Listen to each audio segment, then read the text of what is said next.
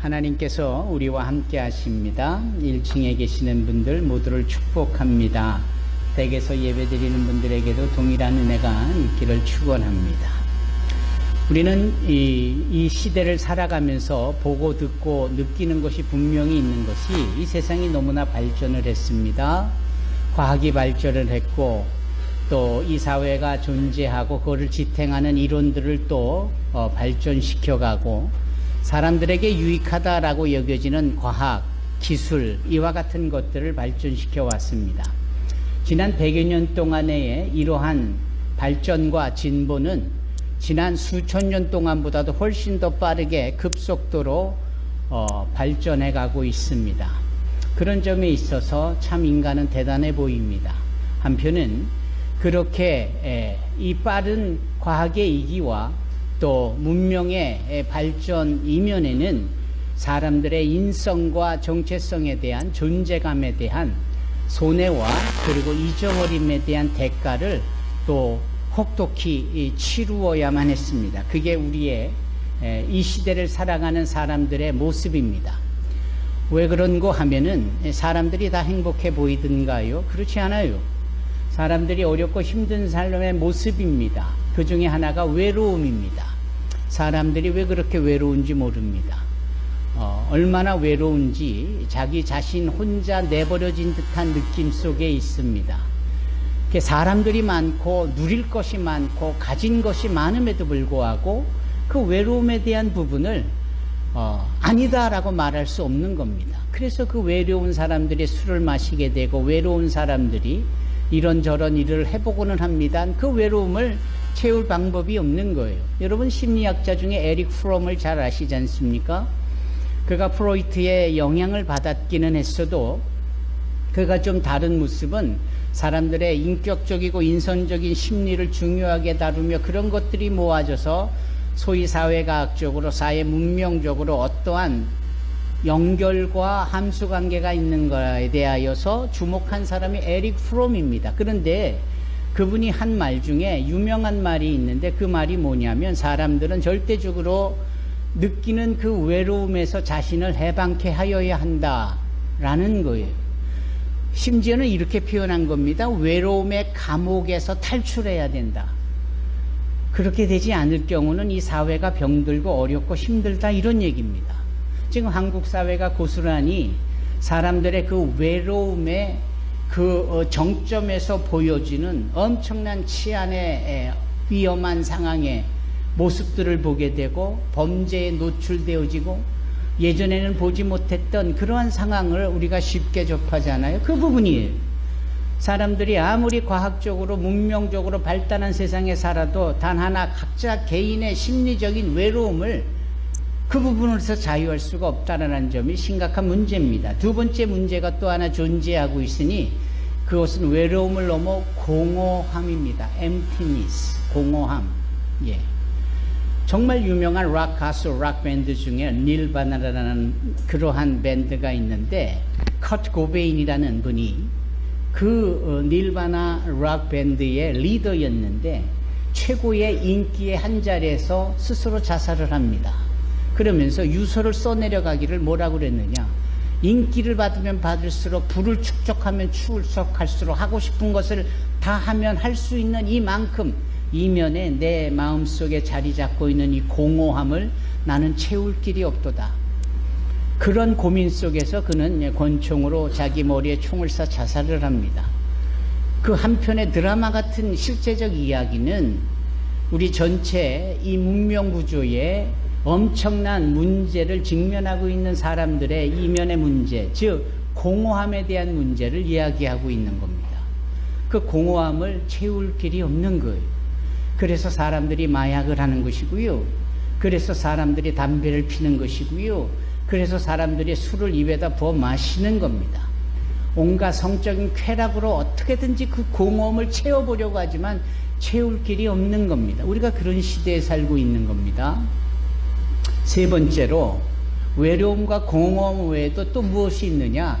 죄의식 속에 있다라는 거예요. 죄의식 속에. 아무리 사회가 발전하고 과학이, 의학이 정말 천문학의 최고의 정점에서 달에 로켓을 쏘아보내고 사람을 고쳐내고 하는 이러한 상황 속에 있어도 사람들의 이면에 병든 것이 있으니 그 병이 뭐냐면은 바로 죄의식이다. sense of guilt. 죄의식 말입니다. 이것이 사람들을 병들게 하고 사람을 힘들게 하는 거예요. 모든 사람들이 본능적으로 원초적으로 죄를 지었다라고 생각을 해요. 그거는 성경에도 말하는 아담의 하나님 앞에 불순종의 DNA의 후손으로서 어쩔 수 없는 부분입니다. 그렇죠. 그런데 더 심각한 문제는 그러한 근본적인 문제를 모르는 채 나는 분명히 죄인이야. 내가 뭔가를 잘못했어. 근데 더 큰 문제는 뭘 잘못했는지를 잘 모르는 겁니다.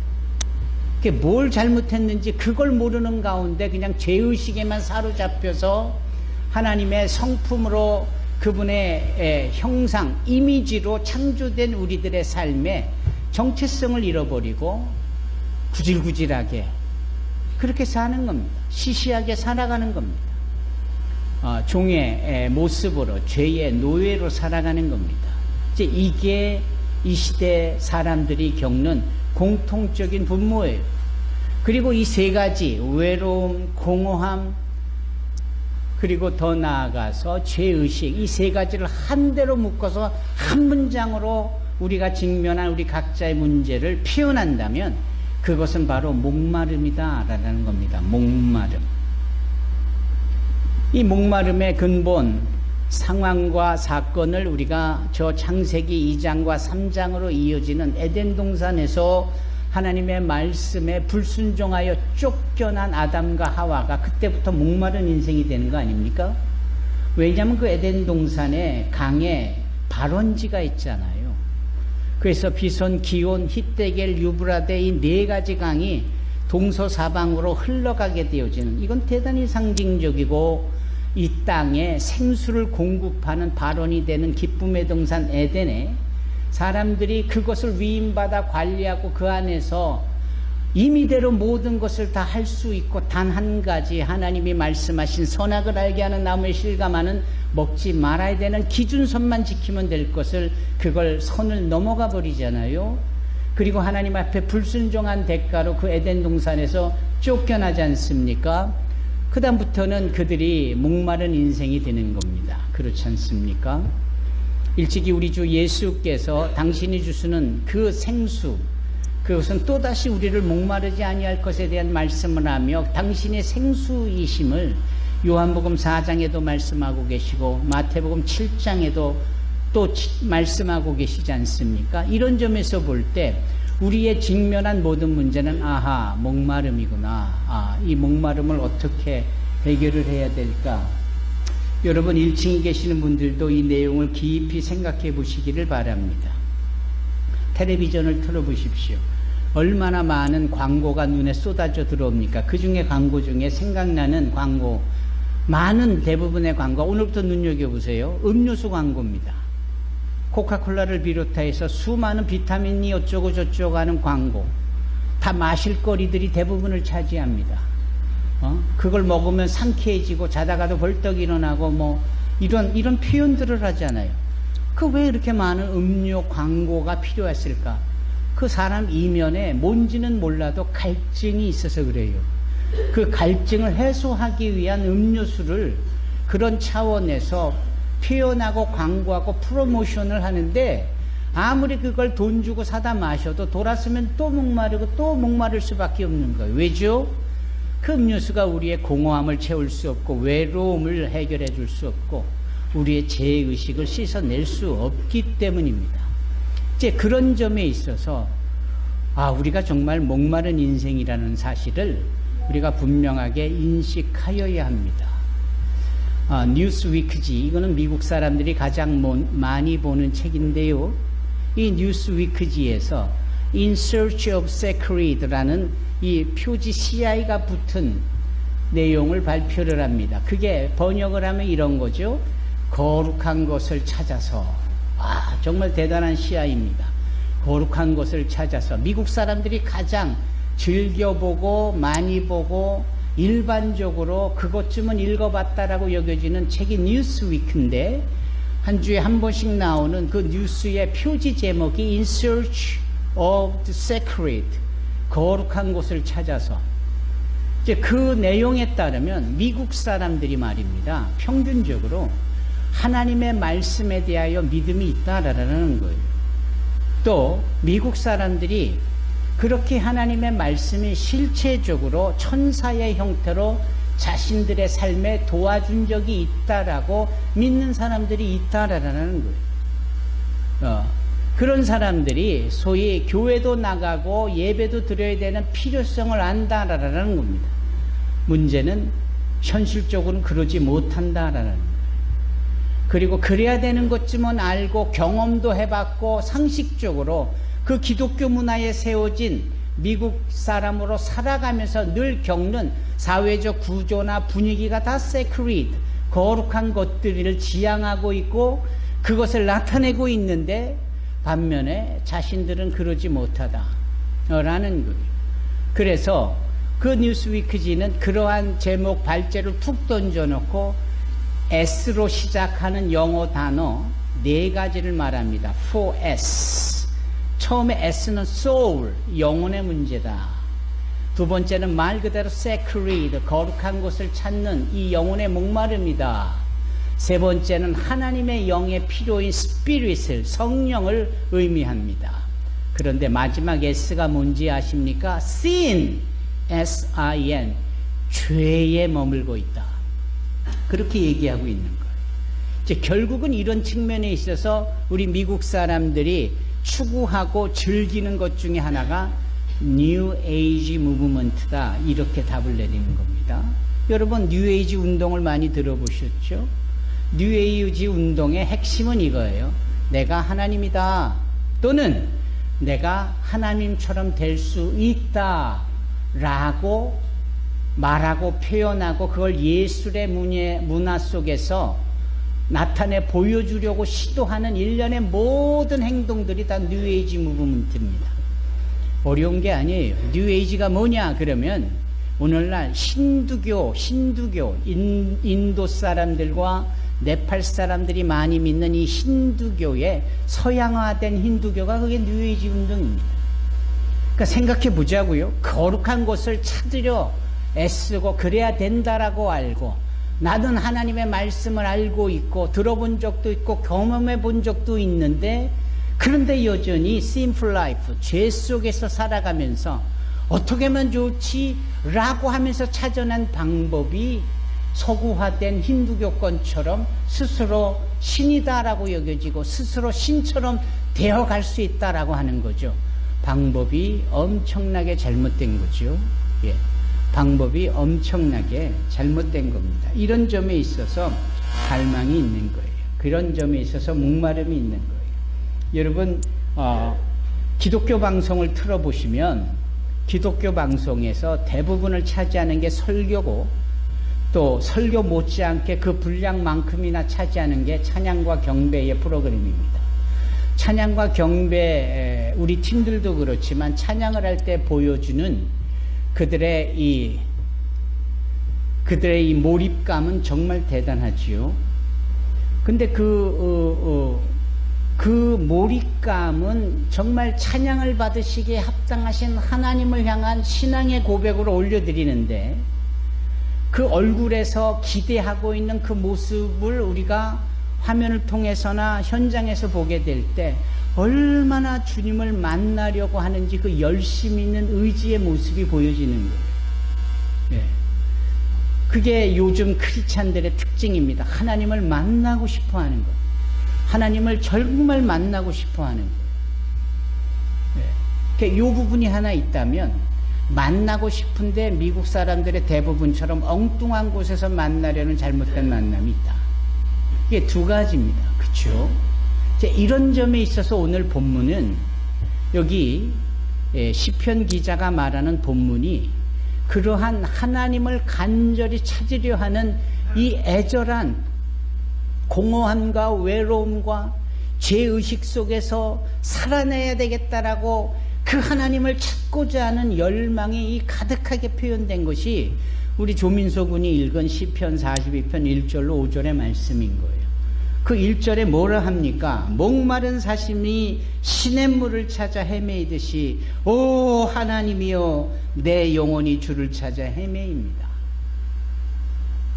만약에 오늘 주일 이 자리에 오셨는데 이 사슴처럼 목마라 그 갈증 속에 시냇가를 찾으려는 그 본능적이고 생존력을 가지고 헐떡거리면서 그 기대감을 가지고 내 영혼이 목말라 하나님으로부터 생수를 얻어야 되겠다라고 그 간절한 마음을 가지고 이 자리에 오지 않았다면, 네, 가로 열고 그러기를 원하지만 괄호 닫고 그러지 않았다면, 예, 우리는 엉뚱하게도 그 목마름에 대한 인식을 못하거나 그 목마름을 엉뚱한 것으로 채우려 하는 잘못된 방법이 있을 수 있겠다라는 거죠.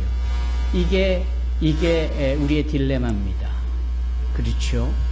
이게 미국 사람들이 갖고 있는 그 기독교 문화 속에서 엉뚱한 곳에서 하나님을 찾고 자신들의 인생의 갈증을 채우려 하는 잘못된 그 어리석은 모습과 크게 다르지 않은 겁니다.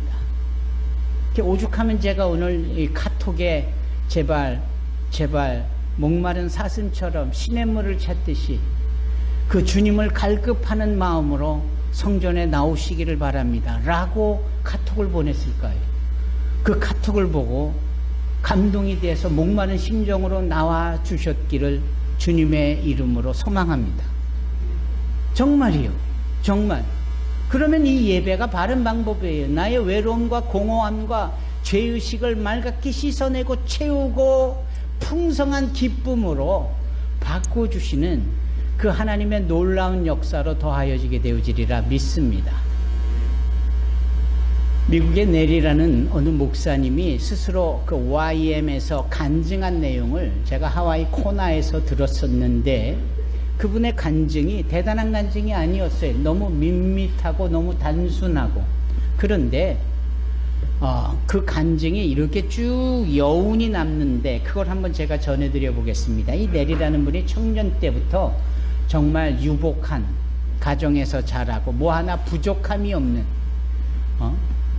잘생기기도 하고 키도 크기도 하고 아버지가 부자이기도 하고 학력도 좋고 그랬어요. 그런데 이 청년이 지금까지 말씀드린 외로움, 공허함, 죄의식으로 인하여서 만족함도 기쁨도 감사도 없는 거예요. 스스로 우울에 빠지게 되고 스스로 고뇌에 빠지게 되는 겁니다. 급기야는 정신병원에 입원을 했어요. 정신병원에 입원을 해서 그냥 하루 종일 천장만 보고 있거나 침대에 걸쳐 앉아서 그냥 말없이 초점 잃은 시각으로 바깥을 바라보는 것이 다였는데, 급기야는 본인이 자기에게 주사를 놔러 와준 이 간호사가 엄마처럼 보여지더래요. 그리고 저쪽 베드에 있는 누워서 벌거등 치고 있는 또 다른 환자가 자기 아버지의 얼굴로 보이더래요. 그러니까 이제는 그걸 뭐라 합니까? 환시라고 합니까? 예. 그렇게 얼마나 심각해져 갔으면 엉뚱한 게 보여지고 잘못된 게 보여지겠느냐고요. 그러면서 그가 이래서는 안 되겠다라고 생각이 들어서 주님 도와주세요. 주님 저 좀 어떻게 좀 해주세요. 주님 정말 이러다 죽겠어요. 그 주일학교를 다니며 들어왔던 그 주일학교 선생님의 내리 마음에 불편함이 있거나 어려움이 있으면 주님께 도와달라고 해 라고 했던 이 선생님, 이 주일학교 반사 이 선생님의 그 가르침이 버뜩 생각이 나서 이렇게는 죽겠구나 싶어가지고 그 침대 한켠에서 그랬다라는 거예요. 정말 주님 저 좀 어떻게 좀 해주세요. 이대다 정말 죽겠어요. 정말 좀 도와주세요. 그랬는데 그 순간에 그의 마음 한구석에서 아주 또렷하고도 분명하고도 맑은 소리를 들었다는 거예요. 얘야 내리야 내가 너를 사랑한다. 내가 너를 사랑하는 하나님으로 너의 인생을 내가 이끌 거야. 너도 이제부터 나와 인격적으로 동행하며 나를 위하여 함께 일하지 않을래? 이런 말씀을 들었다는 거예요. 누군가가 자신에게 별의별 얘기를 많이 해줬는데도 한 번도 귀에 들려오지도 않고 마음에 남지도 않는데 그 목소리는 달랐다라는 거예요. 그리고 귀를 통해서 들려오는 소리가 아니라 마음 깊숙한 곳에서 들려오는 소리가 분명했어요. 하나님의 음성을 들은 거지요. 그 순간에 그의 영혼에 평안함이 들더니 정신이 소망으로 가득 차면서 뭔가 기대감으로 빨리 이 병원을 나가서 주의 일을 하고 싶다라는 생각이 막 들더라는 거예요. 그러면서 벌써 얼굴이 달라지지 않겠어요? 다음날 회진을 돌던 의사 선생님이 왔는데 단박에 이 내리에게 무슨 일이 있었었구나. 얼굴이 저렇게 환자도 더 이상 아닌 우울에 빠져있는 고뇌의 끝자락에 있는 모습이 아닌 저렇게 평온한 얼굴을 하다니 내리 무슨 일이 있었어? 지금 기분이 어때? 내리가 말했다죠. 선생님, 제가 이제 마음에 평안함이 있고요. 엄마 아빠도 보고 싶고요. 그리고 교회도 나가서 하나님의 일을 하고 싶은 생각이 들었어요.